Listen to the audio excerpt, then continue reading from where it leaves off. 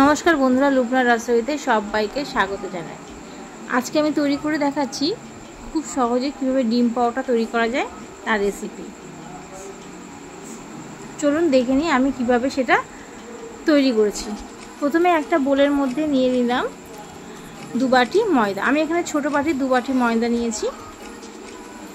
এই ময়দাগুলোর মধ্যে প্রথমে আমি দিয়ে দিলাম লবণ, স্বাদ অনুযায়ী লবণ দিয়ে দিলাম, আর তাতে একটু দিয়ে দিচ্ছি চিনি। লবণ আর চিনিটা দিয়ে প্রথমে একটু মাখিয়ে নিচ্ছি, আর উপর থেকে দিয়ে দিচ্ছি 3 চামচ রিফাইন্ড অয়েল। আপনারা এখানে রিফাইন্ড অয়েলের পরিবর্তে ঘিও ব্যবহার করতে পারেন। সব কিছুকে দিয়ে খুব ভালো করে মিশিয়ে নিচ্ছি। মিনিট 2 সময় ধরে মিশিয়ে নিচ্ছি, যাতে ময়দাগুলোর মধ্যে রিফাইন্ড অয়েলটা ভালো মতো লেগে যায়। দেখুন মুঠো করছি, একটা ডলা পেকে যাচ্ছে আর তারপর ঝুরঝুর করে ভেঙে যাচ্ছে। এবার অল্প অল্প উষুম গরম জল দিয়ে একটা ডো তৈরি করে নিচ্ছি। এখানে আমার ডোটা তৈরি করা হয়ে গেছে। উপর থেকে আরও একটু সাদা তেল লাগিয়ে কিছুক্ষণের জন্য এটা চাপা দিয়ে রেস্টে রেখে দেব।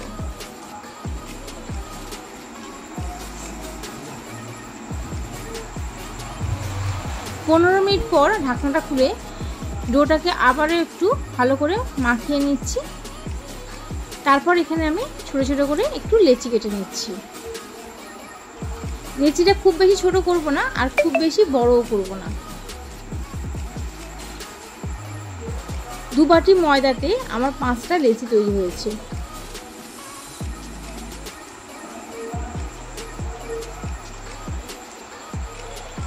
প্রথমে লেচিটাকে আমি হাত দিয়ে একটু তেলের সাহায্যে বাড়িয়ে নিচ্ছি, তারপর বেলনি দিয়ে বেলে নিচ্ছি।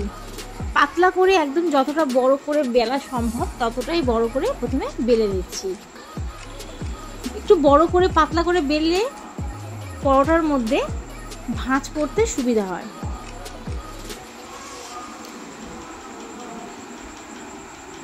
আমি এক প্রান্ত থেকে একটা একটা করে ফোল্ড করে পুরো পরোটাটাকে লম্বা করে মুড়িয়ে নিচ্ছি, তারপর গোল করে একটা গোল শেপ দিয়ে দিচ্ছি।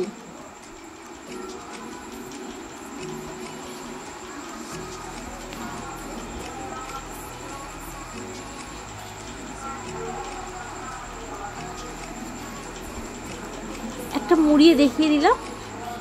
আমি এরকমভাবে সমস্ত লেচিগুলোকে মুড়ে নিয়েছি।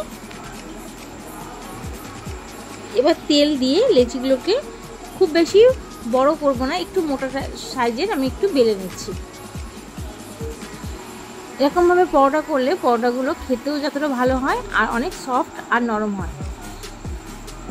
একটা পরোটা বেলা হয়ে গেছে, আর তার আগে আমি একটা বাটির মধ্যে 2টো ডিম ফাটিয়ে নিয়েছি। তাতে দিয়ে দিলাম সামান্য পরিমাণে লবণ, ঝালের জন্য একটু লঙ্কা দিয়ে দিলাম, কাঁচা পাকা লঙ্কা, আর দিয়ে দিলাম একটু পেঁয়াজ কুচি। এখানে আপনারা ধনেপাতাও দিতে পারেন, সেটা আমি স্কিপ করেছি। আর দিয়ে দিলাম একটু গোলমরিচের গুঁড়ো। সব কিছুকে দিয়ে খুব ভালো মতো ফাটিয়ে নিয়েছি। এবার আমি পরোটাগুলোকে সেঁকে নেওয়ার জন্য একটা কড়াই বসিয়ে দিয়েছি। এক পিঠটা হালকা করে সেঁকে নেওয়ার পর উপরে একটু তেল আমি ব্রাশ করে দিচ্ছি, তেল মাখিয়ে নিচ্ছি। আর এখন আর এক পিঠটা ভালো করে শাঁকা হয়ে গেছে, অপর পিঠটা ওই একই রকমভাবে আমি তেল মাখিয়ে নিচ্ছি।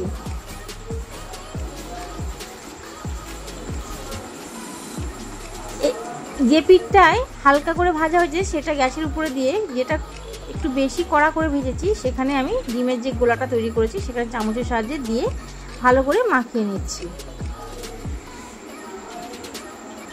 ভালো করে এখানে মাখানো হয়ে গেল। এবার পরোটাটাকে উল্টে দিচ্ছি, দিয়ে এই দিকটাও একটু ভালো করে আবারও আমি ডিমের গোলাটা দিয়ে নিচ্ছি। এরকমভাবে 2 পিঠই অল্প অল্প করে চামচের সাহায্যে আমি মাখিয়ে নিলাম ডিমের গোলাটা, আর 2 পিঠই খুব ভালো মতো একটু সেঁকে নিচ্ছি। একটা তৈরি করা হয়ে গেল, আমি অপরটাও ঠিক একই রকমভাবে তৈরি করে নিচ্ছি। এরকমভাবে ডিম পরোটা খেতে কার কার ভালো লাগে অবশ্যই কমেন্টে জানাবেন।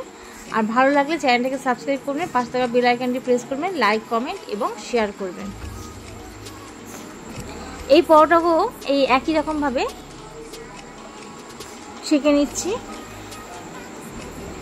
আর দুদিকটায় খুব ভালো করে ডিমের ব্যাটারটা লাগিয়ে নিচ্ছি।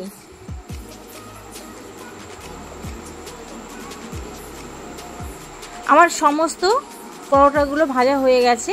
এবার একে একে আমি প্লেটের মধ্যে সব তুলে নিয়েছি।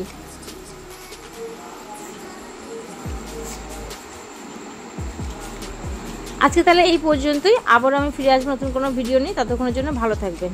ভিডিওটি দেখার জন্য ধন্যবাদ।